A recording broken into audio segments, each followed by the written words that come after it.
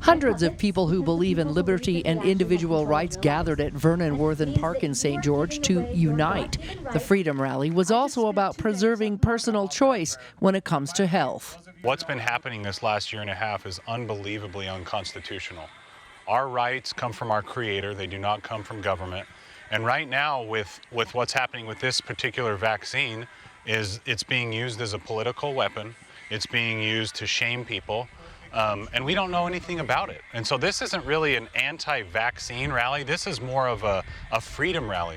If we don't have the freedom to be able to choose what we do with our own bodies, we don't have the United States of America.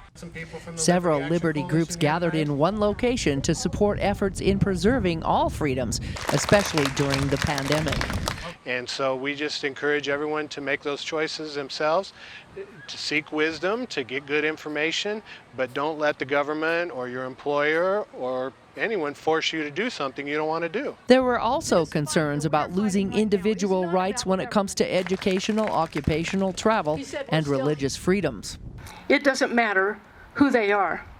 It doesn't matter whether it is the government or your church leaders or your family or your kids that are begging you to do it. It's your body and you have a right. God gave you agency. Use it. Use it.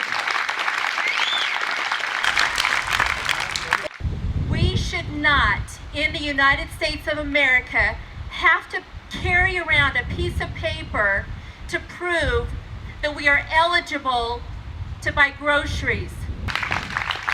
Exactly. We shouldn't have to prove that we're eligible to keep a job to feed our families.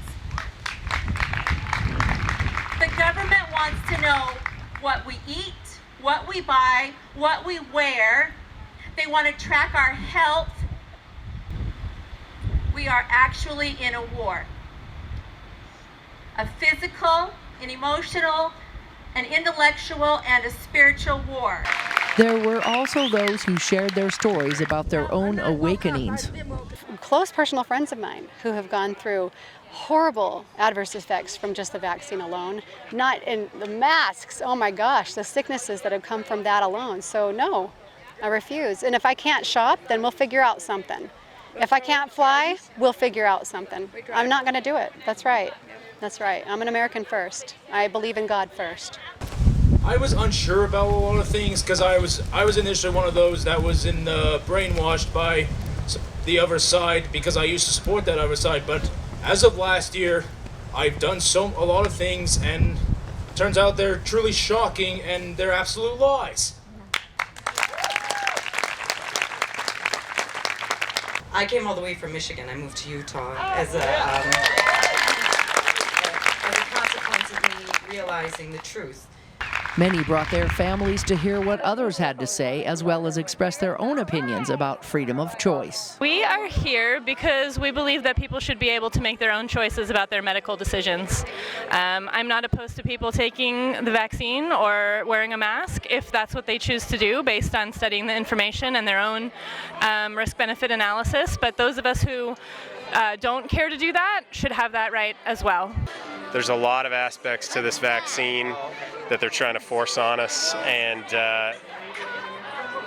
rather than having open debate, they just want to shut opposition down. Moutsos believes people need to use their own conscience as their guide when it comes to personal choices. If you know something is wrong deep in here, if you know something is wrong, your voice matters. Even if you don't think your voice matters, your voice matters. Fear and faith do not go hand in hand.